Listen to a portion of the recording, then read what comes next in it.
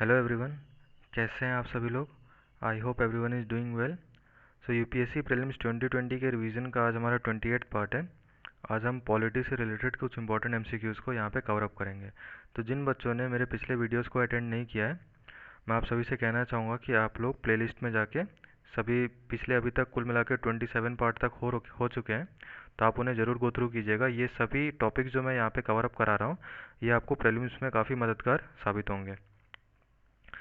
ठीक है, और आने वाले वीडियोस के लिए आप चैनल को सब्सक्राइब करना नहीं भूलिए, ताकि डेली मैं जैसे जैसे आपको यहाँ पे एमसीक्यूज़ अपलोड करता हूँ, आप इन्हें गो थ्रू कीजिएगा। देखिए, इन एमसीक्यूज़ को करने का आपका डबल एडवांटेज है। पहला ये कि आपको मैं एमसीक्यूज़ के थ्रू हर एक टॉपिक के बारे में भी एक्सप्लेनेशन देता जा रहा हूँ, तो इससे क्या होगा, आपके टॉपिक्स भी रिवाइज होते जाएंगे, प्लस आपको उस टॉपिक से किस तरीके के क्वेश्चन एग्जाम में बन के आएंगे इसका भी एक आइडिया लगता जाएगा। तो चलिए, विदाउट वेस्टिंग एनी टाइम हम आज का सेशन को स्टार्ट करते हैं। चलिए, आज का हमारा पहला क्वेश्चन क्या है। Which of the following are not the fundamental duties of a citizen of India under article 51A of the Indian constitution. ठीक है, तो आपको मालूम होगा कि आर्टिकल 51A जो फंडामेंटल ड्यूटीज से रिलेटेड है, इस क्वेश्चन के तहत पूछा गया है कि इन चारों पॉइंट्स में कौन सा पॉइंट ऐसा है जो कि हमारे फंडामेंटल ड्यूटी के अंदर में नहीं आता है। तो चलिए देखते हैं क्या क्या पॉइंट्स दिया गया है। पहला क्या है, to vote in general elections. See, आपको मालूम होगा कि जो वोटिंग है जनरल इलेक्शन से रिलेटेड, ये हमारे फंडामेंटल ड्यूटीज़ के अंदर में दिया गया नहीं है। सेकंड क्या है, टू डिफेंड द कंट्री।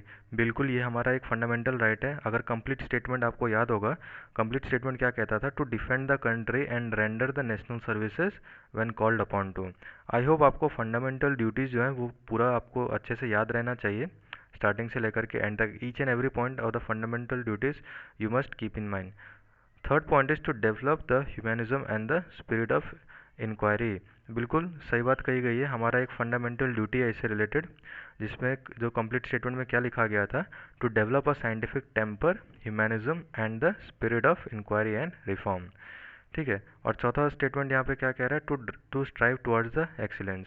तो जी हाँ, बिल्कुल ये भी हमारा एक फंडामेंटल ड्यूटी है। आपको मालूम होगा कंप्लीट स्टेटमेंट क्या था इसका, to strive towards the excellence in all the spheres of individual and collective activity so that the nation constantly rises to the higher levels of endeavor and achievement। ठीक है, मैंने आपको ये कंप्लीट स्टेटमेंट इस वजह से बताया ताकि मैं आपको ये बताना चाहता था कि एग्ज़ाम में they may not write the complete statement here. वो हो सकता है कि उस स्टेटमेंट से कुछ पार्ट होगा जो कि यहाँ पे लिख दे, और फिर वो पूछे कि whether it is a fundamental duty और not. So that is why I told you, जैसे इन तीनों के बारे में मैंने आपको जो कंप्लीट स्टेटमेंट था ये बताया। इसके अलावा जितने भी फंडामेंटल ड्यूटीज़ है, you must keep in mind, आप उन्हें मेमोराइज़ कीजिए या कैसे भी कीजिए, बट अगर आप यूपीएससी प्रीलिम्स के लिए बैठ रहे हैं तो आपको एक एक फंडामेंटल ड्यूटीज़ जो है बिल्कुल अच्छे से मालूम होने चाहिए। चलिए, तो इसका क्या आंसर होगा, सिर्फ स्टेटमेंट 1 जो है ये हमारा इसके फंडामेंटल ड्यूटीज़ के अंदर में नहीं आता है, सो ऑप्शन नंबर ए। चलिए मूव ऑन करते हैं हम अपने अगले क्वेश्चन की ओर। Which of the following directive principles of the state policy. अच्छा, डीपीएसपी से रिलेटेड ये क्वेश्चन है। क्या पूछा है कि which of the following DPSP is not based on the socialist principles. ठीक है, तो यहाँ पे आपको चार स्टेटमेंट्स दिए गए हैं, चार ऑप्शंस हैं, आपको बताना है कि इनमें से कौन सा ऑप्शन जो है सोशलिस्ट प्रिंसिपल के ऊपर आधारित नहीं है।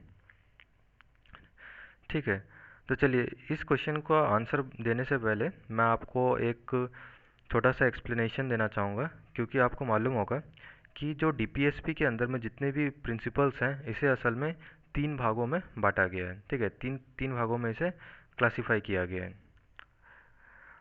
देखिए, हमारा जो कॉन्स्टिट्यूशन है ना, कॉन्स्टिट्यूशन में इस तरीके का कहीं पे भी जिक्र नहीं किया गया है, लेकिन जो कंटेंट है जो डीपीएसपी के अंदर, आपको मालूम होगा कि डीपीएसपी के अंदर में, एक सेकंड मैं यहाँ पे आपको अलग से बता देता हूँ कि डीपीएसपी के अंदर में हमारा आर्टिकल 36 से लेकर के आर्टिकल 51 तक आता है।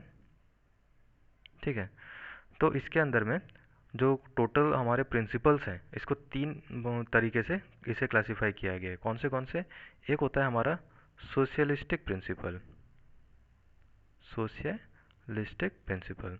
ठीक है, फिर एक होता है हमारा गांधीयन प्रिंसिपल्स।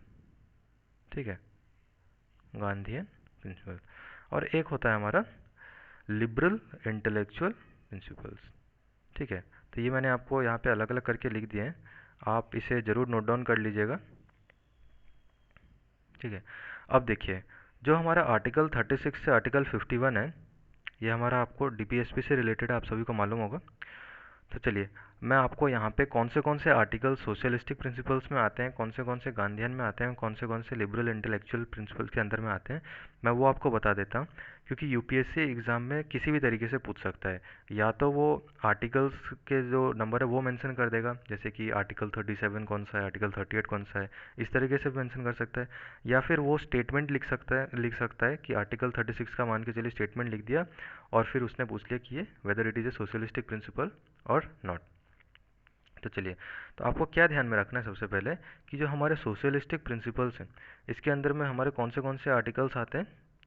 आर्टिकल 38 हो गया, ठीक है, then we have article 39, then we have article 39A, then we have article 42, then we have article 43, then we have article 43A, ठीक है, we have article 43A, then we have article 47।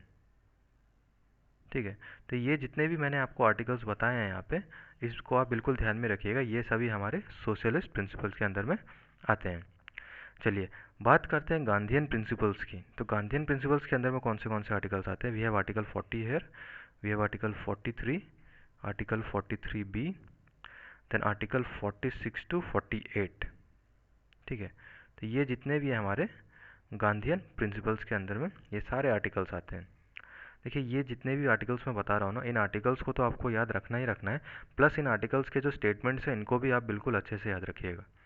Because in exam it is not necessary कि वो ये articles ही दें, हो सकता है कि वो स्टेटमेंट्स दे दें। तो ऐसे में आपको ये मालूम होना ज़रूरी है कि ये आर्टिकल्स कौन सा स्टेटमेंट कौन से आर्टिकल नंबर से बिलोंग करता है। Last is liberal intellectual principle. तो लिबरल इंटेलेक्चुअल प्रिंसिपल जो है, इसके अंदर में कौन से आते हैं।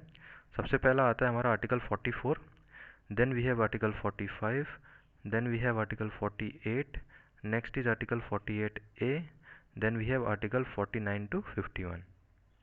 Okay, article 49 to 51. So I hope आपको क्लियर हो गया होगा कि why I am telling you this thing, because DPSP का जो टॉपिक है, डीपीएसपी के टॉपिक में ये एक बहुत ही आप कह सकते हैं कि इसका बेस है। ये डायरेक्टिव प्रिंसिपल्स का जो आपका पूरा, आप लक्ष्मीकांत में अगर आप चैप्टर भी देखेंगे तो बिल्कुल ये बेस है। आपको सोशलिस्टिक, गांधीयन और लिबरल इंटेलेक्चुअल, इन तीनों के अंदर में कौन से आर्टिकल्स आते हैं, कौन सा आर्टिकल क्या कहता है, ये सब जानना ज़रूरी है। ठीक है, तो चलिए मूव ऑन करते हैं हमारे आप क्वेश्चन की ओर। क्वेश्चन क्या कहता है, which of the following directive principles of the state policy are not based on the socialist principles. ठीक है, तो इनमें से कौन सा प्रिंसिपल ऐसा है, कौन सा जो हमारे सोशलिस्ट प्रिंसिपल्स के अंदर में नहीं आता है। पहला क्या है, equal pay for equal work. दूसरा क्या है, free legal aid to the poor.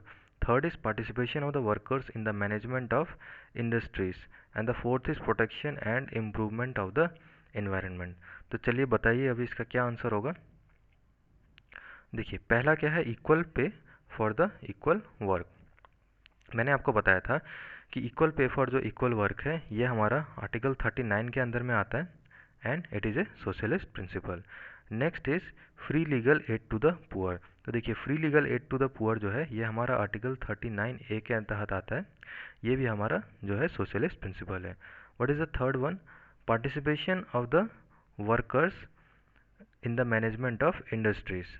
ठीक है, तो participation of the workers in the management of industries जो है, ये भी हमारा सोशलिस्ट प्रिंसिपल है, और ये हमारा किसके अंदर में आता है, 43A के अंदर में।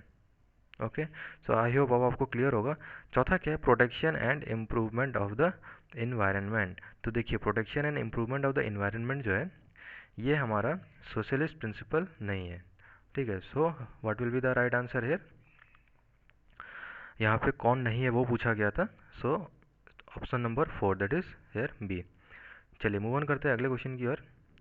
What is the next question saying, which of the following led to the successful implementation of the DPSP in India.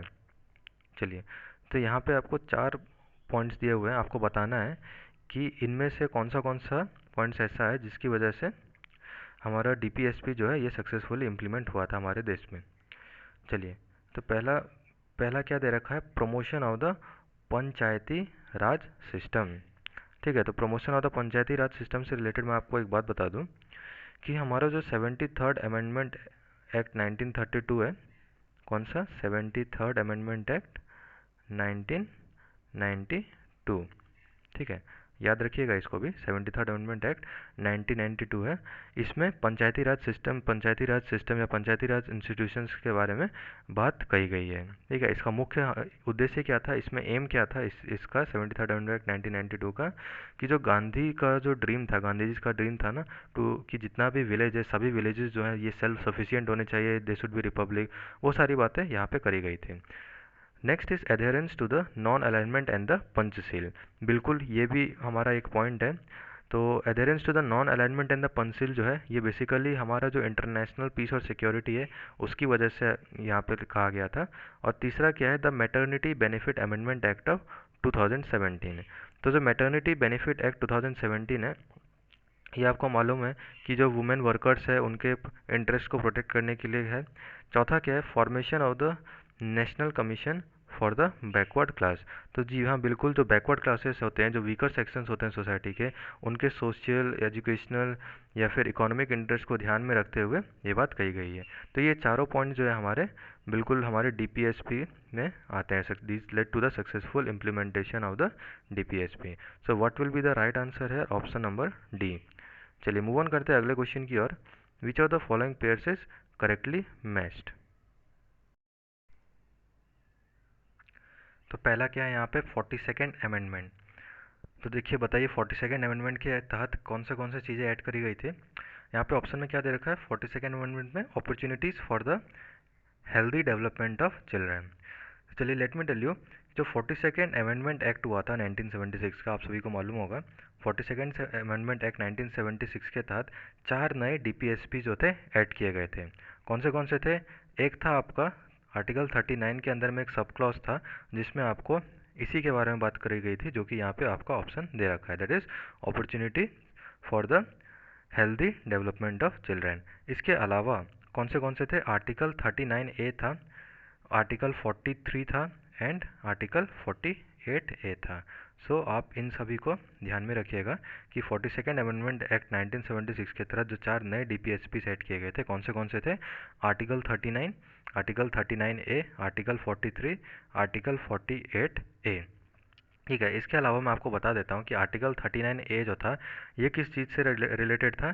So article 39A क्या कहता है, to promote equal justice and to provide the free legal aid to the poor. ठीक है, यानी कि जो poor people होते हैं उनके लिए इक्वल जस्टिस और उन्हें फ्री लीगल एड प्रोवाइड करने की इसमें बात करी गई थी।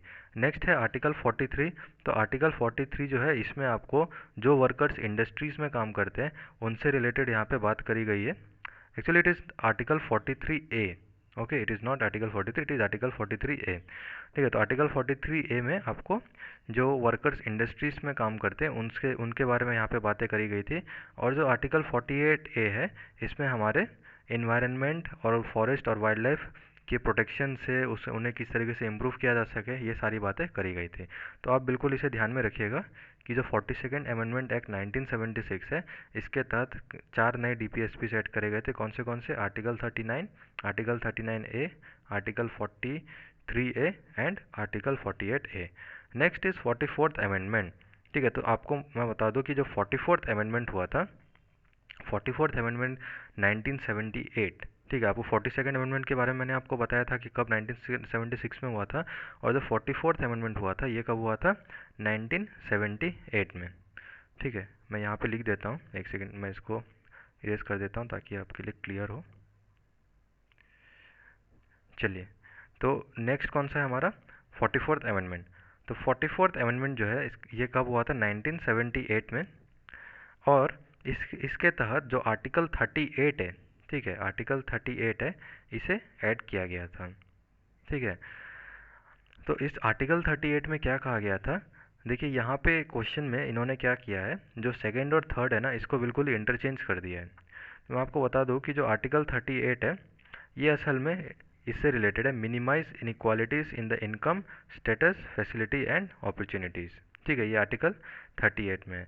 और वही आप 97th अमेंडमेंट की अगर बात करें, 97th अमेंडमेंट एक्ट जो 2011 में पास किया गया था, तो इसमें हमारे कोऑपरेटिव सोसाइटीज़ के बारे में चर्चा करी गई थी, जो कि हमारा यहाँ पे सेकेंड में लिखा गया है।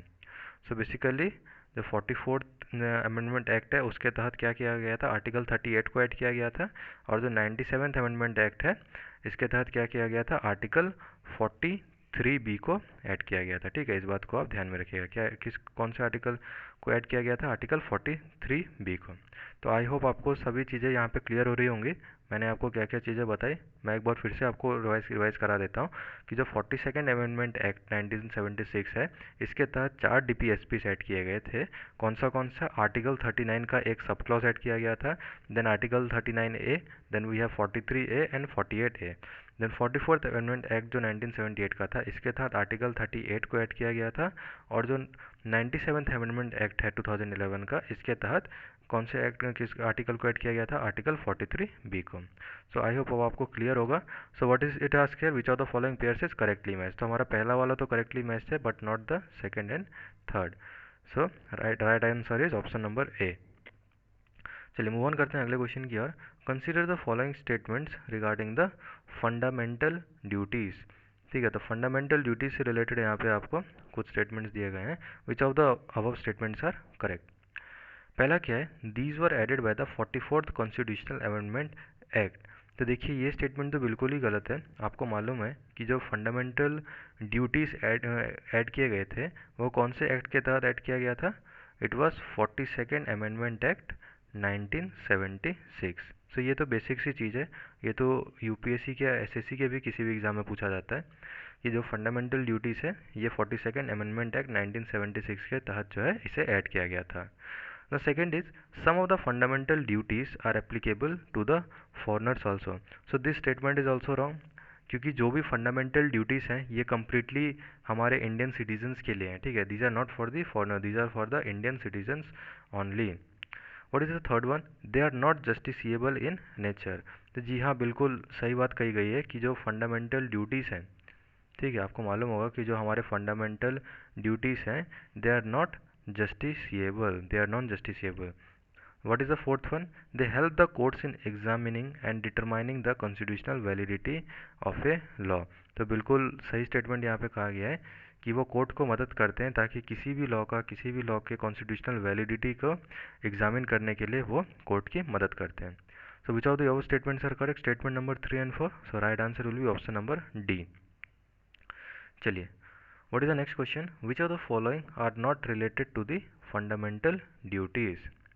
तो देखिए यहाँ पे आपको 3 कमिटीज़ के नाम दिए गए हैं। कौन से हैं, Verma committee, Swaran Singh committee and HR Gokhale committee. आपको बताना है कि इन 3 कमिटीज़ में से वो कौन सा कमेटी है जो कि फंडामेंटल ड्यूटीज़ से रिलेटेड नहीं है। देखिए यूपीएससी इस तरीके के क्वेश्चंस पूछता है जनरली, वो इस तरीके से कमिटीज़ के नाम दे देगा एंड देन बहुत ही ट्विस्ट वाली बात हो जाती है एग्ज़ाम में कि अगर आपको कमिटीज़ के किसी भी एक कमेटी के बारे में अगर आपको नहीं मालूम है then you may be in confusion there. चलिए, तो कौन से कमिटीज़ यहाँ पे दिए गए हैं। पहला है वर्मा कमेटी, दूसरा क्या है स्वरण सिंह कमेटी, और तीसरा क्या है HR गोखले कमेटी। तो बताइए इसका क्या राइट आंसर होगा। देखिए जो वर्मा कमेटी और जो स्वरण सिंह कमेटी है ना, ये दोनों कमिटीज़ जो है हमारे फंडामेंटल राइट से, जो फंडामेंटल ड्यूटीज़ से रिलेटेड है। चलिए इससे रिलेटेड मैं आपको एक और बात बता देता हूँ। ये जो सबसे पहला क्या दे रखा है, वर्मा कमेटी। ठीक है, तो वर्मा कमेटी जो है ये कब बनाया गया था, 1999 में। ठीक है, इस बात को आप ध्यान में रखिएगा। ये वर्मा कमेटी जो है ये 1999 में बनाया गया था और ये हमारे जो फंडामेंटल ड्यूटीज़ के जो लीगल प्रोविजंस हैं, ठीक है, उनसे रिलेटेड यहाँ पे बातें करी गई थी। और ये जो स्वरण सिंह कमेटी है, ये स्वरण सिंह कमेटी जो है इसे कांग्रेस द्वारा सेटअप किया गया था कब, 1976 में। ठीक है, इस चीज़ को भी आप ध्यान रखिएगा कि 1976 में जो है स्वरण सिंह कमेटी को सेटअप किया गया था कांग्रेस द्वारा। तो आपको ये दोनों कमिटीज़ के नाम आपको याद रखने। So what will be the right answer here, both statement 1 and 2, option number B. चलिए, consider the following acts enacted by the parliament. कौन से एक्ट्स यहाँ पे दे रखे हैं the Wildlife Protection Act, the Unlawful Activities Prevention Act, the Protection of the Civil Rights Act, the Prevention of Insult to the National Honor Act. Now, which of the above act has been enacted before the enactment of the Article 51A? ठीक है, तो देखिए question कितना कितना बढ़िया question है, आपको पता चल रहा होगा इसमें क्या पूछा गया है। बहुत ही इंटरेस्टिंग क्वेश्चन है। आप इसमें पूछा गया है कि आर्टिकल 51 ए, जो कि आपको मालूम है कि फंडामेंटल ड्यूटीज से रिलेटेड है, तो आर्टिकल 51 ए के इनेक्टमेंट से पहले इन चारों एक्ट्स में से, जो कि यहाँ पे एक्ट्स के नेम दिए गए हैं, इन चारों एक्ट्स में से वो कौन कौन से एक्ट ऐसे हैं जो कि आर्टिकल 51 ए के इनेक्टमेंट से पहले लागू हुए थे। तो बताइए कौन सा होगा। देखिए सबसे पहले मैं आपको बताता हूँ कौन सा यहाँ पे वाइल्ड लाइफ प्रोटेक्शन एक्ट। ठीक है, तो वाइल्ड लाइफ प्रोटेक्शन एक्ट जो है ये आपको मालूम होगा ये कब का है, 1972 का। ठीक है, नेक्स्ट क्या है हमारा, the unlawful activities prevention act. तो अनलॉफुल एक्टिविटीज़ प्रिवेंशन एक्ट कब हुआ था ये भी आपको मालूम होगा, 1967 में। ठीक है, next is the protection of the civil rights act. तो protection of the civil right act जो है ये कब का है, 1955 का। ठीक है, और लास्ट क्या है हमारा, the prevention of insult to national honour act. तो prevention of insult to national honour act कब का है हमारा, 1971 का। तो आप देख रहे होंगे कि ये चारों के चारों जो यहाँ पे एक्ट्स हैं ये चारों हमारे आर्टिकल 51 ए के इनेक्टमेंट से पहले ही किए गए थे। तो इसका राइट आंसर क्या होगा, option number D, that is all of them. ठीक है, अच्छा मैंने जितने भी यहाँ पे आपको ईयर्स बताए हैं ना, आई होप आपको ये बात पहले से भी मालूम होगी, बट स्टिल अगर आपको किसी के बारे में नहीं मालूम है तो आप इसे श्योर दिमाग में रख लीजिए, बिकॉज इन एग्जाम ये आ सकता है। चलिए, which of the following statements regarding the fundamental duties is incorrect. चलिए, तो यहाँ पे आपको दो स्टेटमेंट्स दिए गए and you have to tell that which of the statements here are incorrect with respect to the fundamental duties. चलिए, पहला क्या है, Morarji Desai government tried to annul the fundamental duties in the Lok Sabha but failed. ठीक है, and what is the second statement, there has not been any instance to amend the fundamental duties. तो देखिए यहाँ पे बताना है आपको कि इन दोनों स्टेटमेंट में से कौन सा गलत है with respect to the fundamental duties. तो बताइए इसका क्या आंसर होगा। देखिए पहला स्टेटमेंट क्या कहता है कि जो मोरारजी देसाई का जो गवर्नमेंट था, मोरारजी देसाई गवर्नमेंट ने फंडामेंटल ड्यूटीज़ को एनल करने का ट्राई किया था। ये स्टेटमेंट जो है बिल्कुल गलत है, क्योंकि जो मोरारजी देसाई गवर्नमेंट था उन्होंने जो भी चेंजेस लाने के ट्राई किए थे वो टोटली रिलेटेड थे 42nd अमेंडमेंट एक्ट 1976 से, लेकिन उन्होंने आर्टिकल 51 ए से रिलेटेड कोई भी एनलमेंट का काम नहीं किया था। आई होप आपको क्लियर होगा अब ये बात। ठीक है, और सेकंड स्टेटमेंट में क्या कहा है कि there has not been any instance to amend the fundamental duties. तो अब आप इनको मैं मालूम होगा कि 86th अमेंडमेंट एक्ट जो था, ठीक है, 86th अमेंडमेंट एक्ट 2002 जो है, इसके थ्रू एक और फंडामेंटल ड्यूटी को ऐड कर दिया गया था। अच्छा ये पॉइंट जो है ना, ये पॉइंट बहुत इंपॉर्टेंट है, बिकॉज ये इससे रिलेटेड मैंने आपको एक और पहले भी जब मैं आपको फंडामेंटल राइट्स के बारे में कुछ क्वेश्चंस कुछ एमसीक्यूज़ लेकर आया था, कुछ इंपॉर्टेंट एमसीक्यूज़ मैं जब आपको पिछले 2-3 लेक्चर से पहले मैं आपको कुछ एमसीक्यूज़ लेकर आया था फंडामेंटल राइट्स के ऊपर में, तो आपको मालूम होगा कि मैंने वहाँ पे एलिमेंट्री एजुकेशन के ऊपर में एक क्वेश्चन वहाँ पे फ्रेम किया था। तो उस क्वेश्चन से रिलेटेड ही ये क्वेश्चन भी, मतलब यहाँ पे ये जो पॉइंट है ना, ये बिल्कुल मैं तब वहाँ पे आपको इसी के बारे में मेंशन कर रहा था कि जो 86th अमेंडमेंट एक्ट 2002 है, इसके तहत जो चिल्ड्रन की एजुकेशन के बारे में बात करी गई थी, कौन से ईयर्स तक के, 6 to 14 ईयर्स तक के। ठीक है, तो ये जो है आपको बिल्कुल याद रखना है। Our second statement is also wrong, so what will be the right answer here. यहाँ पे इनकरेक्ट पूछा गया है तो दोनों इनकरेक्ट है, ऑप्शन नंबर सी। चलिए, which of the following statements are correct. चलिए यहाँ पे आपको 3 स्टेटमेंट्स दिए गए हैं, you have to tell which of them are correct. पहला क्या है, rights and duties of the citizens are correlative and inseparable. ठीक है, तो बिल्कुल सही बात कही गई है यहाँ पे कि जो हमारे फंडामेंटल राइट्स हैं और जो फंडामेंटल ड्यूटीज़ हैं ये एक दूसरे से किसी तरीके से, किसी ना किसी तरीके से आपको मालूम होगा कि रिलेटेड है, और and they can't be separated. बिल्कुल सही स्टेटमेंट है यहाँ पे। सेकंड स्टेटमेंट में क्या कहता है कि except for the India none of the constitutions of any democratic country contains a list of duties of the citizen।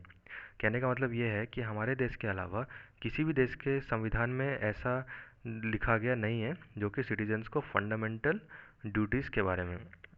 देखिए, ये हमारा सेकंड स्टेटमेंट रॉन्ग है, क्योंकि हमारे इंडिया के अलावा आपको मालूम है कि जापान भी एक ऐसा कंट्री है जहाँ पे इसके बारे में जिक्र किया गया है। What is the third statement? The socialist countries, on the contrary, gave equal importance to the fundamental rights and duties of their citizens. तो जी हाँ, बिल्कुल सही बात कही गई है। सोशलिस्ट कंट्री जो है, जैसे कि आप यूएसएसआर का एग्जांपल ले लीजिए, तो यूएसएसआर जैसे कंट्रीज़ में फंडामेंटल राइट्स और फंडामेंटल ड्यूटीज़ जो है, इन दोनों को ही बराबर मतलब वैल्यू दिया गया है, दोनों को ही बराबर इम्पोर्टेंस दिया गया है। ठीक है, तो चलिए इसका राइट आंसर क्या हो जाएगा? Our statement number 1 and 3 is correct. So option number C. Moving on to our next question. Which of the following shall adopt the ideals of the principles of directive principles of state policy while formulating the policies and laws? अच्छा, तो यहाँ पे क्या कहा गया है कि ये चार जो यहाँ पे ऑप्शंस दिए गए हैं, आपको बताना है कि इन चारों ऑप्शंस में से कौन कौन डीपीएससी जो प्रिंसिपल्स हैं उसके आइडियल्स को अडॉप्ट करता है जब वो कभी भी किसी लॉ को या कभी भी किसी पॉलिसीज़ को फॉर्मुलेट कर रहा हो। तो यहाँ पे क्या क्या ऑप्शंस दिए गए हैं आपको? Union legislature, state government, local authorities and the public sector enterprises. अच्छा देखिए, अगर आपने मेरे पिछले लेक्चर्स को अटेंड किया ना, तो ये क्वेश्चन जो है आपको बहुत ही ईजी लगेगा। Let me tell you why. आपको मालूम होगा कि जब मैं आपको फंडामेंटल राइट्स के बारे में जब पढ़ा रहा था, जब मैं वहाँ पे आपको फंडामेंटल राइट्स के बारे में एमसीक्यूज करा रहा था, तब मैंने आपको आर्टिकल 12 के बारे में बताया था कि आर्टिकल 12 जो है उसके अंदर जो स्टेट की जो डेफिनेशन होती है, ठीक है, आर्टिकल 12 जो है जहाँ पे स्टेट की डेफिनेशन होती है, उसके तहत कौन कौन से चीज़ें जो हैं उसके अंदर में आती है। तो वैसे ही यहाँ पे क्या है कि जब हम डीपीएसपी पढ़ते हैं तो आपको मालूम होगा कि डीपीएससी यानी कि पार्ट 4 में जो आर्टिकल 36 है उसमें भी जो स्टेट टर्म है इसके बारे में जिक्र किया गया है। ठीक, आर्टिकल 36 में भी हमारे स्टेट टर्म के बारे में जिक्र किया गया है। तो ये ऑलमोस्ट आपका सेम होता है एज कम अगर आप इसको आर्टिकल 12 में स्टेट के डेफिनेशन से देखें। ठीक है, तो चलिए अब इसमें मैंने आपको तब क्या क्या बताया था कि इसके अंदर में कौन से चीज़ें आती हैं स्टेट के अंदर में। आई टोल्ड यू कि यूनियन गवर्नमेंट का जितना भी हमारा एग्जीक्यूटिव और लेजिस्लेटिव ऑर्गन है वो सभी आते हैं इसके अंदर में। नेक्स्ट मैंने आपको क्या बताया था कि जो स्टेट गवर्नमेंट है, स्टेट गवर्नमेंट के भी जितने हमारे लेजिस्लेटिव एंड एग्जीक्यूटिव ऑर्गन्स हैं वो सभी आते हैं इसके अंदर में। इसके अलावा मैंने आपको बताया था कि जो लोकल अथॉरिटीज़ होते हैं जैसे कि म्यूनिसिपैलिटीज़ है, पंचायत हो गए, डिस्ट्रिक्ट बोर्ड्स हो गए, ये सारे आते हैं इसके अंदर में। देन इसके अलावा मैंने आपको क्या क्या बताया था कि जो स्टैट्यूटरीज और जो नॉन स्टैट्यूटरी अथॉरिटीज़ होते हैं, ठीक है, what I am saying is both the statutory and non statutory authorities, जैसे कि आपका एलआईसी होता है, ओएनजीसी हो गया, तो ये सारे भी जो हैं ये सभी इसके अंदर में आते हैं। इसके अलावा जितने भी प्राइवेट बॉडीज़ होते हैं, ठीक है, तो जितने भी प्राइवेट बॉडीज़ होते हैं जो कि हमारे स्टेट के लिए एज एन इंस्ट्रूमेंट काम कर रहे हो, तो वो सभी भी हमारे आर्टिकल 12 या फिर आर्टिकल 36 में जो स्टेट का जो डेफिनेशन है उसके अंदर में आते हैं। सो आई होप अब आपको फिर से एक बार वाइंड अप हो गया होगा मैंने आपको क्या क्या चीज़ें बताई यहाँ पे। तो what will be the right answer है option number D. Which of the following statements are correct? तो यहाँ पे दो स्टेटमेंट्स दिए गए and you have to tell which of them are correct. पहला क्या है कि Indian constitution strikes a balance between the socialism and the liberalism. ठीक है, तो हमारा जो देश का संविधान है ये सोशलिज्म और लिबरलिज्म इन दोनों के बीच में एक बैलेंस मेंटेन करने का ट्राई करता है। तो बिल्कुल सही बात कही गई है यहाँ पे। सेकंड स्टेटमेंट क्या कहता है कि Rawlsian theory of the distributive justice can be observed in both part 3 and part 4 of the Indian constitution.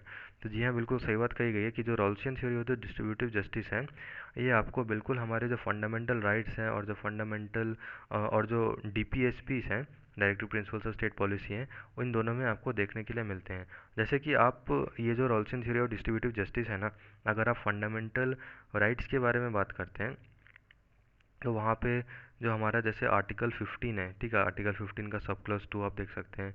Then we have article 23, then we have article 24। तो ऐसे कर करके आपके बहुत सारे आर्टिकल्स हैं जिसके थ्रू ये आपको प्रूव होता है। वही अगर आप अगर आप डीपीएसपी के बारे में बात करते हैं तो डीपीएसपी के अंदर में भी जैसे आर्टिकल 38 हो गया, then we have article 39, then we have article 41। तो ये सारे जो हैं ये आपको इसी चीज़ को प्रूव करते हैं कि जो Rawlsian theory of the distributive justice है ये सभी आपको यहाँ पे देखने को मिलते हैं।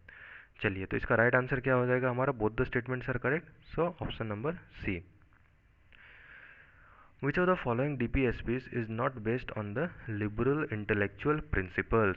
ठीक है, तो यहाँ पे आपको DPSPs दिए गए हैं कुछ, आपको बताना है कि इनमें से कौन से जो हैं हमारे लिबरल इंटेलेक्चुअल प्रिंसिपल्स के अंदर नहीं आते हैं। तो let me tell you one thing, मैंने आपको इससे पहले एक क्वेश्चन कराया था जहाँ पे मैं आपको सोशलिस्ट प्रिंसिपल्स के बारे में बात कर रहा था, तो मैंने आपको वहाँ पे लिबरल इंटेलेक्चुअल प्रिंसिपल्स के बारे में भी बताया था कि इसके अंदर में कौन से आर्टिकल्स आते हैं। आई होप आपको याद होगा, इफ़ नॉट मैं एक बार फिर रिपीट कर देता हूँ कि लिबरल इंटेलेक्चुअल प्रिंसिपल जो है इसके अंदर में कौन से आते हैं। We have article 44, then we have article 45, then we have article 48, we have article 48A, then we have 49, 50 and 51। ठीक है, तो ये जितने भी हैं ये हमारे किसके अंदर आते हैं? लिबरल इंटेलेक्चुअल प्रिंसिपल्स के। तो चलिए यहाँ पे देखते हैं कि क्या क्या ऑप्शन दे रखा है। पहला क्या है? To secure for all citizen से यूनिफॉर्म सिविल कोड। देखिए यहाँ पे यूनिफॉर्म सिविल कोड के बारे में बात करी गई है, तो आपको मालूम होगा कि यूनिफॉर्म सिविल कोड जो है ये आर्टिकल 44 है। ठीक है, तो ये हमारा सही है, ये हमारा लिबरल इंटेलेक्चुअल प्रिंसिपल के अंदर में आता है। What is the next one? To secure the right to work, to education and to public assistance in case of unemployment. देखिए ये जो है ये हमारा लिबरल इंटेलेक्चुअल प्रिंसिपल के अंदर में नहीं आता है। What is the third one? To organize the agriculture and animal husbandry on the modern and the scientific lines। बिल्कुल ये हमारा आर्टिकल 48 के अंदर में आता है। To organize the agriculture and the animal husbandry on the modern and scientific lines। And what is the last one?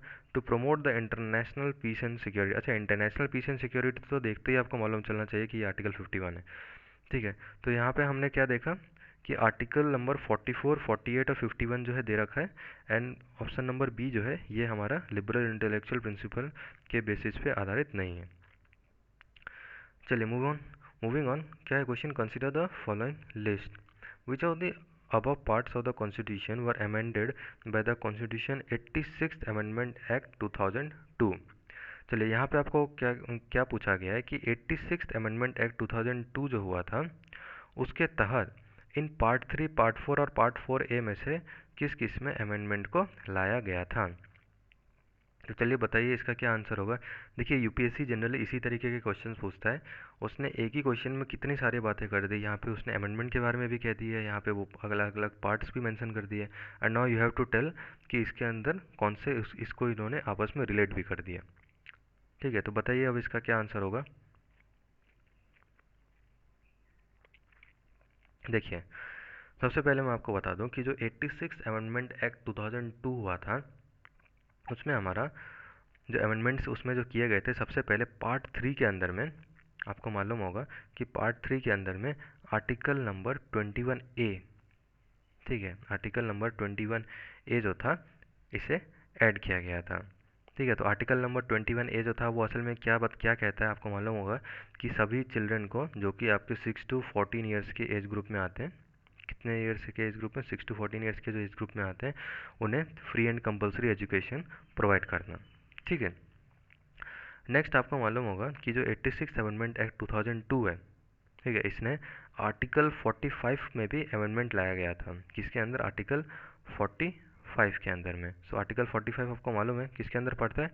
DPSP के अंदर में, क्योंकि डीपीएसपी आपको 36 से 51 है। So where does article 45 lie? Inside part 4। तो आर्टिकल 45 में उन्होंने क्या किया था कि जो एक आपको टर्म मिलता है वहाँ पे जो लिखा गया था एज ऑफ 14 ईयर्स, तो उसको सब्सटीट्यूट करके उन्होंने क्या कर दिया था? Age of 6 years. तो लेट मी टेल यू, अगर आर्टिकल 45 जो है इसको क्लियरली अगर आप पढ़ते हैं तो ये भी बिल्कुल आपको एजुकेशन से ही रिलेटेड है, और यहाँ पे जो है चिल्ड्रन को एजुकेशन प्रोवाइड करने की बारे में बात करी गई है। इसके अलावा आपको मालूम होगा कि जो 86 अमेंडमेंट एक्ट 2002 है इसके तहत एक और अमेंडमेंट किया गया था। अमेंडमेंट कहने का मतलब ये है कि यहाँ पे उन्होंने क्या कहा था कि आर्टिकल 51A जो है इसमें एक क्लॉज को ऐड किया था। ठीक है, आर्टिकल 51A जो है इसमें उन्होंने जो के क्लॉज है इसे ऐड किया था। ठीक है। और इसके तहत उन्होंने क्या कहा था कि जितने भी सिटीजन्स हैं, जितने भी हमारे देश के जो नागरिक हैं, उन सभी पेरेंट्स को, ठीक है, उन सभी पेरेंट्स का ये रिस्पॉन्सिबिलिटी बनता है, चाहे पेरेंट्स हो या फिर कोई भी गार्जियन हो, उनका ये रिस्पॉन्सिबिलिटी बनता है कि वो अपने चिल्ड्रन को एजुकेशन प्रोवाइड करें, ठीक है। बट और एज जो था यहाँ पे भी एज ग्रुप जो था कितना मेंशन किया गया था, 6 to 14 ईयर्स, ठीक है। तो 51A के बारे में जो बात करी है, तो ये आपको कहाँ पे आ गया, और एक अंदर में। तो चलिए अब आपको मालूम होगा कि इस क्वेश्चन का क्या आंसर हो गया। आपने देखा कि part 3, then we have part 4, then we have part 4A, ठीक है। ये सभी जो हैं आपके 86th अमेंडमेंट एक्ट 2002 के दायरे में आते हैं। सो what will be the right answer है, ऑप्शन नंबर ए। चलिए, now which of the following statements regarding the DPSP is correct? ठीक है। सो अगेन DPSP से रिलेटेड आपको दो स्टेटमेंट्स दिए गए हैं, you have to tell which of them are correct. पहला क्या है, the harmony and the balance between the part 3 and the part 4 is an essential feature of the basic structure of the constitution. तो जी हाँ, बिल्कुल सही statement है। इससे पहले भी एक क्वेश्चन में ये स्टेटमेंट को रिपीट किया गया था कि जो फंडामेंटल राइट्स हैं और जो डायरेक्टिव प्रिंसिपल्स हैं, इन दोनों के बीच में जो बैलेंस मेंटेन करके रखना जो है, ये हमारे संविधान का एक बेसिक स्ट्रक्चर आप कह सकते हैं, इसका एक एसेंशियल फीचर है। What is the second statement saying, fundamental rights enjoy the supremacy over the directive principles. जी हाँ, बिल्कुल सही बात कही गई है कि देखिए, ऐसे अगर हम बात करें तो अगर हम किसी भी एक चीज़ को दूसरे चीज़ के ऊपर में ज़्यादा प्रेफरेंस देते हैं, तो that is wrong. I understand कि वो उसमें कुछ खामियां आ जाती हैं अगर आप किसी एक चीज़ को ज़्यादा मतलब ऊपर रखा जाए और दूसरे चीज़ को नीचे रखा जाए। तो इसी वजह से जो है दोनों के बीच में बैलेंस मेंटेन करके रखना बहुत ज़रूरी होता है। और ये जो है ना हमारा, जहाँ पे जब भी हम बैलेंस करने की बात करते हैं फंडामेंटल राइट्स और डायरेक्टिव प्रिंसिपल्स है, तो आई वांट यू ऑल कि आप एक केस है, इसको भी बिल्कुल ध्यान में रखिएगा। मैं यहाँ पे लिख देता हूँ ताकि आप नहीं भूलें। कौन सा केस था ये, मिनरवा मिल्स केस, ठीक है। तो जो मिनरवा मिल्स केस था 1980 का, इसमें भी बिल्कुल इसी के बारे में जिक्र किया गया था कि फंडामेंटल राइट्स और डीपीएसपी के बीच में जो बैलेंस मेंटेन करके रखना है, ये कितना ज़रूरी है। चलिए, सेकंड स्टेटमेंट में जो बात कही गई है कि fundamental rights enjoy the supremacy over the directive principle, ठीक है। तो बिल्कुल सही स्टेटमेंट है।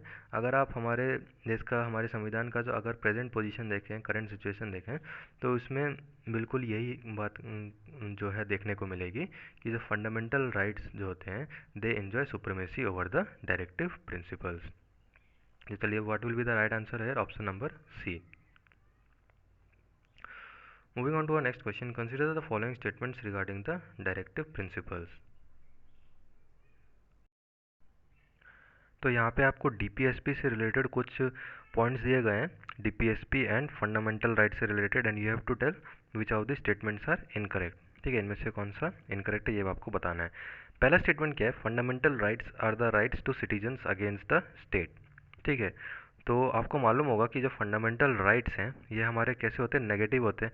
अच्छा, इस क्वेश्चन को कराने से पहले आई थिंक मैं आपको फंडामेंटल राइट्स और डीपीएसपी, ठीक है, फंडामेंटल राइट्स और डीपीएसपी के बीच में जो डिफरेंस है ना, उसको मैं पहले समझा देता हूँ ताकि आपको ये क्वेश्चन जो है ये करने में ईजी लगेगा, ठीक है। तो फंडामेंटल राइट्स एंड डीपीएसपी, इन दोनों के बीच में क्या अंतर है, क्या समानता है, इसको आप एक बार देख लीजिए। सबसे पहला क्या कि जो फंडामेंटल राइट्स होते हैं, इसे हम नेगेटिव कहते हैं।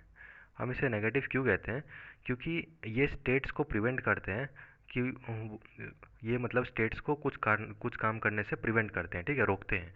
वही अगर हम डीपीएसपी की बात करें तो इसे हम पॉजिटिव कहते हैं, क्योंकि ये स्टेट्स को परमिशन देते हैं कुछ तरीके के काम को करने के लिए, ठीक है। सबसे पहला पॉइंट आपको ये याद रखना है कि fundamental rights are negative while DPSPs are positive. Next आपको क्या याद रखना है कि जो फंडामेंटल राइट्स होते हैं, ठीक है, दे आर जस्टिसिएबल, ठीक है। जस्टिसिएबल का मतलब ये हो गया कि ये लीगली इन्फोर्सिएबल है कोर्ट्स में, ठीक है। आपको क्या याद रखना है कि जो फंडामेंटल राइट्स हैं, दीज आर जस्टिसिएबल। लेकिन वहीं अगर हम डीपीएसपी के बारे में बात करें, तो जो डीपीएसपी होता है, दीज आर नॉन जस्टिसिएबल, ठीक है। तो जो डीपीएसपी है, these are non justiciable. Next आपको क्या ध्यान में रखना है कि जो फंडामेंटल राइट्स होते हैं दे हैव लीगल सैंक्शंस। ठीक है, जो फंडामेंटल राइट्स हैं दे हैव लीगल सैंक्शंस। लेकिन अगर हम डीपीएसपी की बात करें तो इनके पास क्या होता है, they have moral and political sanctions. ठीक है, ये सारे कुछ डिफरेंस है जो मैं आपको इसलिए बता रहा हूँ क्योंकि एग्ज़ाम में अगर क्वेश्चन आएगा तो आप इजीली कर सकेंगे। नेक्स्ट आपको क्या किस बात को ध्यान में रखना है कि जो फंडामेंटल राइट्स होते हैं, ठीक है, ये किसके लिए होते हैं, ये इंडिविजुअल्स के लिए होते हैं, पर्सनल्स के लिए होते हैं। सो दे आर बेसिकली इंडिविजुअलिस्टिक और पर्सनल। आप कह सकते हैं कि दे आर इंडिविजुअलिस्टिक और पर्सनल। ठीक है, लेकिन वही अगर हम डीपीएसपी के बारे में बात करते हैं तो ये जो डीपीएसपीज होते हैं दीज आर नॉट इंडिविजुअलिस्टिक, बल्कि ये हमारे कम्युनिटी के वेलफेयर के बारे में जो है जनरली रिलेट करता है। सो आप कह सकते हैं कि ये कैसा हो गया हमारा, दीज आर नॉट इंडिविजुअलिस्टिक, ये कैसे हो गए हमारे, ये हो गए हमारे सोशलिस्टिक। ठीक है, इसके अलावा भी आपको कुछ चीज़ें ध्यान में रखनी होती हैं, जैसे कि मान के चलिए जो फंडामेंटल राइट्स को वायलेट करने, अगर कोई भी ऐसा लॉ है जो कि हमारे फंडामेंटल राइट्स को वायलेट करता है तो जो सुप्रीम कोर्ट है वो क्या करेगा, उस लॉ को अनकॉन्स्टिट्यूशनल या फिर इनवैलिड बरकरार दे देगा। लेकिन अगर कोई भी ऐसा लॉ है जो कि हमारे डीपीएसपी के अगेंस्ट में चला जाता है तो उसे जो है हमारा सुप्रीम कोर्ट जो है उसे अनकॉन्स्टिट्यूशनल नहीं कह सकता है। ठीक है, ये पॉइंट जो है, इस पॉइंट को भी आप ध्यान में रखिएगा। इसके अलावा एक और पॉइंट आपको क्या ध्यान में रखना है कि जो फंडामेंटल राइट्स होते हैं उनके इम्प्लीमेंटेशन के लिए किसी भी लेजिस्लेशन की ज़रूरी नहीं है, क्योंकि वो ऑटोमेटिकली जो है इम्प्लीमेंट हो जाते हैं। लेकिन वही अगर हम डीपीएसपी के बारे में बात करें तो उनके इम्प्लीमेंटेशन के लिए है क्या है, हमें लेजिस्लेशन की ज़रूरी है। सो ये सारी चीज़ें थी जो कि आपकी फंडामेंटल राइट्स और directive principles of state policy के बीच में जो मेन डिफरेंसेस थी वो मैंने आपको यहाँ पे बताई है। आई होप आपको समझ में आया होगा। कुल मिला के मैंने आपको कितनी चीज़ें बताई, 1 2 3 4, एंड इसके अलावा मैंने आपको दो बातें और बताई थी। सबसे पहला मैंने कॉन्स्टिट्यूशनल वैलिडिटी के बारे में मैंने आपको बताया था, और उसके अलावा मैंने आपको उसके इम्प्लीमेंटेशन के लिए लेजिस्लेशन के बारे में बताया था। सो कुल मिला के आपको 6 पॉइंट्स मैंने आपको बताए हैं। तो ये सारे जो 6 डिफरेंस है ना, इसे आप बिल्कुल ध्यान में रखिएगा। चलिए देखते हैं क्वेश्चन में क्या कहा गया है। पहला पॉइंट क्या कहता है कि fundamental rights are the right to citizens against the state. तो बिल्कुल सही बात यहाँ पे कही गई है कि जो फंडामेंटल राइट्स हैं these are the rights to citizens against the state because they prevent the states from doing certain things. Second क्या कहता है कि directive principles are the right to state against the citizen. देखिए ये statement बिल्कुल wrong है, क्योंकि directive principles होते हैं ये तो बल्कि स्टेट्स को परमिशन देते हैं to do certain things. Third क्या है, fundamental rights promote the welfare of the individual while DPSPs promote the welfare of the community. तो मैंने अभी अभी आपको बताया कि जो फंडामेंटल राइट्स होते हैं ये कैसे होते हैं, इंडिविजुअल होते हैं, और जो डीपीएसपीज होते हैं ये कैसे होते हैं, सोशलिस्टिक होते हैं, बिकॉज ये पूरे कम्युनिटी के वेलफेयर के लिए काम करते हैं। तो बिल्कुल सही है। And what is the fourth one, the courts can not declare a law violative of any of the directive principles as unconstitutional and invalid. बिल्कुल सही स्टेटमेंट कहा गया। मैंने आपको बताया था कि अगर कोई भी फंडामेंटल राइट्स अगर कोई भी लॉ ऐसा मान के चलिए पास होता है जिससे कि हमारा फंडामेंटल राइट जो है वो वायलेट होता है, तो ऐसे में जो सुप्रीम कोर्ट है वो क्या करता है, उस लॉ को अनकॉन्स्टिट्यूशनल या फिर इनवैलिड बरकरार दे देता है। लेकिन इसका बिल्कुल ही अपोजिट डीपीएसपी में इसे अनकॉन्स्टिट्यूशनल नहीं किया जाता है। तो क्या पूछा गया है यहाँ पे कि इनकरेक्ट स्टेटमेंट कौन सा है। So only statement number 2 is wrong, so option number A. So to implement which of the following articles of the directive principles, the act of the parliament can contravene the fundamental rights conferred by the article 14 and the article 19। सी ये जो question है ना बिल्कुल deep में, ऐसे question जो है आपको, अगर आपने पहले भी यूपीएससी की तैयारी की है तो आपको मालूम होगा कि जनरली इस तरीके के क्वेश्चन जो होते हैं यूपीएससी जो है बिल्कुल डीप से लेकर आता है। ठीक है, तो चलिए बताइए इस क्वेश्चन का क्या आंसर होगा। देखिए मैं आपको एक बात बताता हूँ, आपने केशव नंद भारती केस के बारे में तो नाम सुना होगा। ठीक है, तो आपको इस क्वेश्चन के बारे में जानने से पहले दो चीज़ों के बारे में जानना ज़रूरी है। कौन से चीज़ के बारे में, 25th अमेंडमेंट एक्ट के बारे में, ठीक है, और केशव नंद भारती केस के बारे में, केशव नंद भारती केस के बारे में। देखिए होता क्या है कि जो 25th अमेंडमेंट एक्ट आता है, ठीक है, तो 25th अमेंडमेंट एक्ट के तहत आर्टिकल 31C, ठीक है, कौन सा आर्टिकल याद रखिएगा, आर्टिकल 31C को इंसर्ट किया जाता है, जो कि डील करता है आर्टिकल 39B, ध्यान रखिएगा, आर्टिकल 39B और आर्टिकल 39C। ठीक है, तो 25th अमेंडमेंट एक्ट के तहत आर्टिकल 31C को इंसर्ट किया जाता है, जिसमें हमारे किसके बारे में जिक्र किया गया है, आर्टिकल 39B और आर्टिकल 39C जो है इसके बारे में जिक्र किया गया है। और यहाँ पे आपको बिल्कुल यही बात लिखी गई है कि जो आर्टिकल 39B और आर्टिकल 39C के बारे में यही चीज़ लिखा गया है, जो कि आपका यहाँ देख रहे होंगे, आपने क्वेश्चन में दे रखा है कि the act of the parliament can contravene the fundamental rights conferred by the article 14 and article 19। तो ये जो है हमारे 39B और 39C से रिलेटेड है। चलिए, इसके अलावा आपको एक और बात ध्यान में क्या रखनी है कि जो आर्टिकल 31C हमारा आया था 25th अमेंडमेंट एक्ट के तहत, ठीक है, इस आर्टिकल में एक पॉइंट तो ये दिया गया था, इसके अलावा एक और पॉइंट दिया गया था जिसमें हमारे जो क्वेश्चनिंग से रिलेटेड बात करी गई थी कि ये जो लॉ है, जो कि हमारे इससे रिलेटेड जो भी लॉ है, ये किसी भी मतलब कोर्ट में क्वेश्चनेबल नहीं होगा। ये हमारा एक दूसरा पॉइंट था आर्टिकल 31C के अंदर में। ठीक है, तो पहला पॉइंट तो ये था जो कि आपको यहाँ पे दे रखा है क्वेश्चन में। ठीक है, लेकिन जो दूसरा पॉइंट था उसमें ये कहा गया था कि इससे रिलेटेड कोई भी अगर कानून आता है तो वो किसी भी कोर्ट में क्वेश्चनेबल नहीं होगा।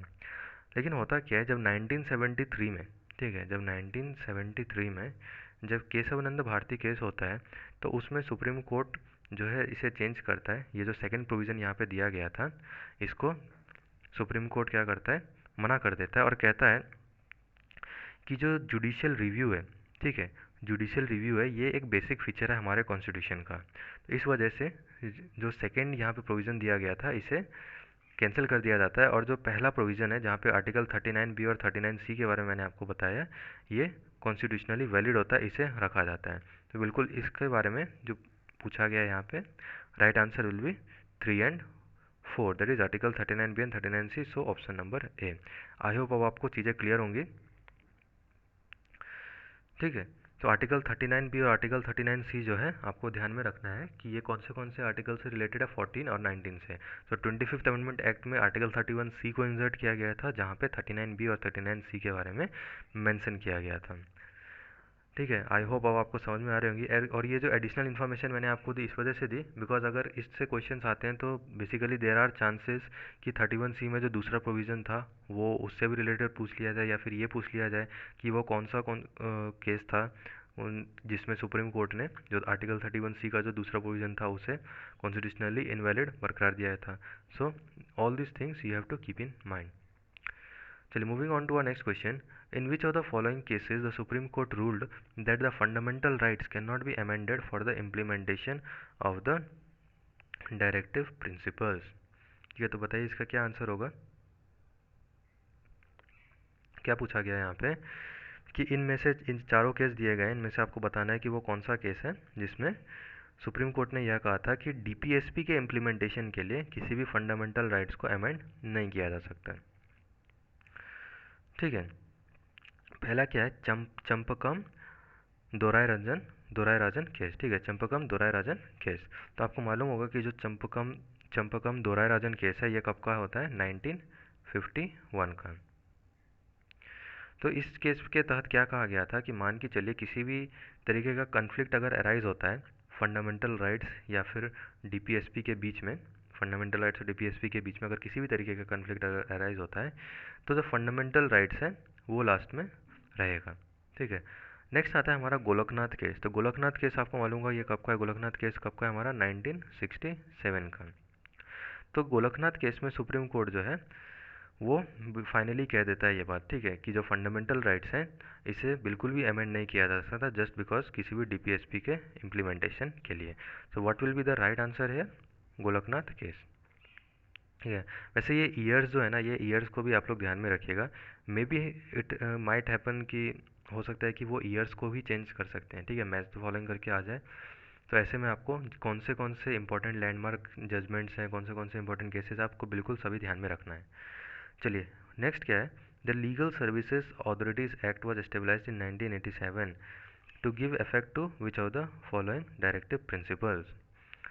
ठीक है, तो बताइए इसका क्या आंसर होगा जो लीगल सर्विस अथॉरिटीज़ एक्ट 1987 में जिसे एस्टेब्लाइज किया गया था, ये कौन से डीपीएसपी का वो कौन सा प्रिंसिपल है जिसे मतलब जिससे मतलब ये रिलेटेड है? तो बताइए क्या होगा इसका आंसर। देखिए, आपको मालूम होगा, मैंने आपको बताया भी है पहले कि जो 42nd अमेंडमेंट एक्ट 1976 है, ठीक है, जो 42nd अमेंडमेंट एक्ट 1976 है, इसके तहत आर्टिकल 39 ए को ऐड किया गया था, ठीक है। आर्टिकल 39 ए को ऐड किया गया था बाय 42nd अमेंडमेंट एक्ट 1976, और इसमें हमारे जो वर्कर्स इंडस्ट्रीज़ में काम करते हैं उनके पार्टिसिपेशन के, उनके सिक्योरिटी के बारे में जो है यहाँ पे बात करी गई है। तो ये जो हमारा लीगल सर्विसेज अथॉरिटी एक्ट जो है 1987, ये बिल्कुल हमारा इसी आर्टिकल से रिलेटेड है, आर्टिकल 39 ए से। Which of the following is not related to the 97th amendment act? तो 97th अमेंडमेंट एक्ट से आपको बताना है कि इनमें से कौन सा जो है रिलेटेड नहीं है।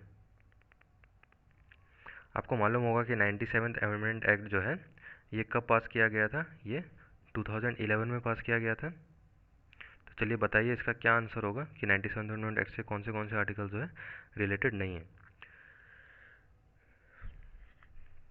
देखिए, 97th अमेंडमेंट एक्ट 2011 के तहत सबसे पहले आपको क्या याद रखना है कि आर्टिकल 19(1), ये यहाँ पे एक और चीज़ लिख लीजिए, आर्टिकल 19(1) सी, ठीक है, इसे अमेंड किया गया था और इसमें एक टर्म को ऐड किया गया था। वो कौन सा टर्म था? कोऑपरेटिव, ठीक है।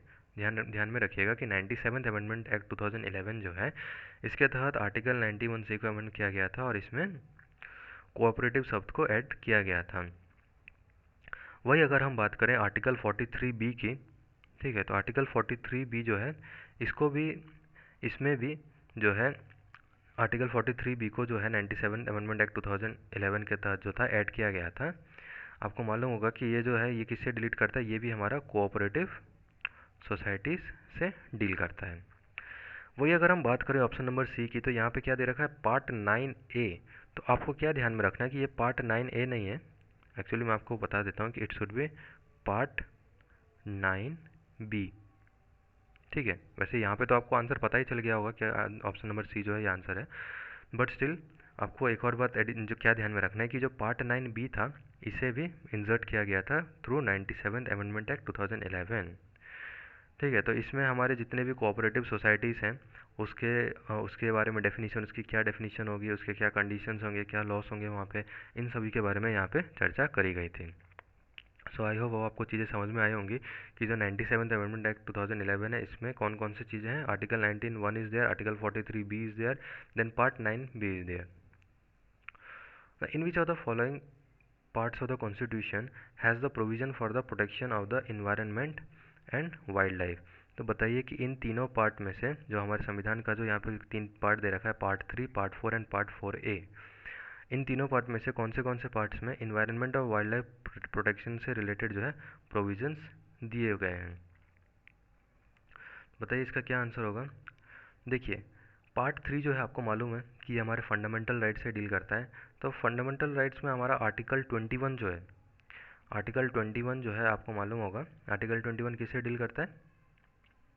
ये हमारे राइट टू लाइफ और पर्सनल लिबर्टी से डील करता है, ठीक है। तो जो हमारा इन्वायरमेंट का या फिर डिजीज़ फ्री इन्वायरमेंट हो गया, ठीक है, क्लीन इन्वायरमेंट हो गया, तो ये सारी बातें जो होती है ना, ये सारी चीज़ें जो हैं, ये असल में इसी के अंदर में आती हैं, ठीक है। You must keep this thing in mind. देखिए, इससे रिलेटेड ना एक केस भी था, अगर आपको ध्यान होगा, अगर आपने लक्ष्मीकांत किताब को पढ़ा है तो वहाँ पे आपको एक केस मिला होगा। मैं यहाँ पे लिख देता हूँ, what was it? Dehradun enquiring case, ठीक है। क्या था ये? देहरादून क्वायरिंग केस, ठीक है। तो जो देहरादून क्वायरिंग केस था, उसमें भी इसके बारे में बात करी गई थी। कब का था ये? 1988 का। ये भी आप थोड़ा ध्यान में रख लीजिएगा। देहरादून क्वायरिंग केस जो था ये 1988 का, ठीक है। असल में इसका जो ओरिजिनल नेम था ना, ये देहरादून क्वायरिंग केस, तो इसे मतलब बेसिक पॉपुलरली जो है इसे इस नाम से जाना गया, लेकिन जो ओरिजिनल नेम जो था ये असल में इसका दूसरा हुआ करता था। आप एक बार गो थ्रू कर लीजिएगा, but as much I remember ये जो था केंद्र और स्टेट के बीच में था, ठीक है, जो रूरल लिटिगेशन और एंटाइटलमेंट केंद्र जो होता है उसका और स्टेट के बीच में ये जो था केस था। ठीक है, बट स्टिल वो बातें आपको ध्यान में रखनी उतनी ज़रूरी नहीं है। What you have to keep in mind is that कि जो प्रोटेक्शन ऑफ द एनवायरनमेंट और वाइल्ड लाइफ है ये हमारे आर्टिकल 21 के इनहेरेंट है। ठीक है, चलिए नेक्स्ट क्या है हमारा इसमें पार्ट 4। तो बताइए, पार्ट 4 तो क्लियर है। पार्ट 4 में तो हमारा ओपनली आर्टिकल अगर 48 के बारे में आप बात करते हैं, आर्टिकल 48 के बारे में, तो आर्टिकल 48 जो है उसमें तो क्लियरली लिखा हुआ है to safeguard the forest and the wild life of the country. तो बिल्कुल पार्ट 4 भी इन्वॉल्व है। ठीक है, चलिए इसके अलावा तीसरा क्या दे रखा है यहाँ पे, पार्ट 4A। ठीक है, तो आपको मालूम होगा आर्टिकल 51A। ठीक है, आर्टिकल 51A सब क्लॉज जी।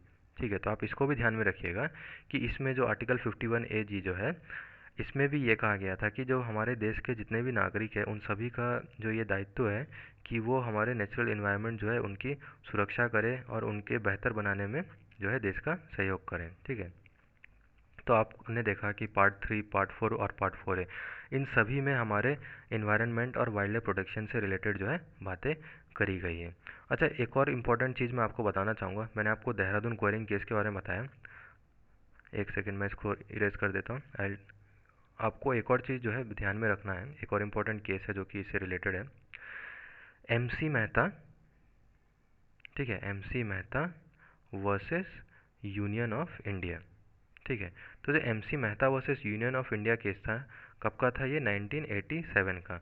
अच्छा, अभी जो मैंने आपको बताया था देहरादून क्वेरिंग केस, ये कब का बताया था मैंने आपको, 1988 का। तो ये जो केस है MC Mehta versus union of India, ये उससे पहले का है। इसमें जो सुप्रीम कोर्ट ने क्या कहा था कि हम जो पॉल्यूशन फ्री इन्वायरमेंट में रहते हैं ना, ये भी हमारा एक फंडामेंटल राइट का ही एक पार्ट है जो कि आर्टिकल 21 के अंदर में ही आता है। ठीक है, सो आई होप अब आपको क्लियर हो जाएगा कि why I am repeating this article 21 again and again and why I am saying कि ये जो चीज़ें हैं इन्वायरमेंट से रिलेटेड ये सभी हमारे आर्टिकल 21 के अंदर में आते हैं। ठीक है, चलिए तो इसका राइट आंसर क्या होगा यहाँ पे, all the 3 are correct, option number C. चलिए नेक्स्ट क्या है, द परामर्श स्कीम इज़ लॉन्च्ड बाय। तो बताइए, ये करंट अफेयर से क्वेश्चन है। हमने पॉलिटी के बहुत सारे क्वेश्चन अभी तक कर लिए, तो चलिए 2-3 करंट अफेयर्स के क्वेश्चंस को भी कर लेते हैं। तो बताइए, परामर्श स्कीम जो है इसे किसने लॉन्च किया था। तो आप सभी को मालूम होगा, मैंने इसके बारे में आपको पहले भी करा रखा है। जब मैं गवर्नमेंट स्कीम्स के बारे में इनिशियली लेक्चर्स लेकर आया था, मैंने वहाँ पे आपको बताया था कि जो हमारा HRD मिनिस्ट्री है उसके द्वारा परामर्श स्कीम को लॉन्च किया गया था। और इसके अलावा मैंने आपको वहाँ पे बताया था कि ये एक यूनिवर्सिटी ग्रांट कमीशन स्कीम है। मैंने वहाँ पे आपको जो national accreditation and assessment council है उससे रिलेटेड भी बारह चीज़ें आपको वहाँ पे बताई थी। तो अगर आपने वीडियो को गो थ्रू नहीं किया है तो आप लोग जाके इसे गो थ्रू ज़रूर कीजिएगा। Next is which bank has conducted it's first e auction for the forest produce. तो बताइए वो कौन सा बैंक है जिसने सबसे पहला ई ऑक्शन किया है अपने फॉरेस्ट प्रोड्यूस को लेकर के। तो देखिए इसका राइट आंसर क्या होगा, येस बैंक। ठीक है, और ये कहाँ पे किया गया था, याद रखिएगा, महाराष्ट्र में एक जगह है, कौन सी, धनोरा। ठीक है, धनोरा महासंघ। ठीक है, तो ये जो जगह है धनोरा महासंघ महाराष्ट्र में, वहाँ पे जो है किया गया था इससे सबसे पहला कंडक्ट। ठीक है, येस बैंक के द्वारा। चलिए, recently the government has set up the Aruna Sundararajan committee for making recommendations on. ठीक है, तो ये तो एक सिंपल सा क्वेश्चन है, आप वन लाइनर की तरह आ सकता है एग्जाम में।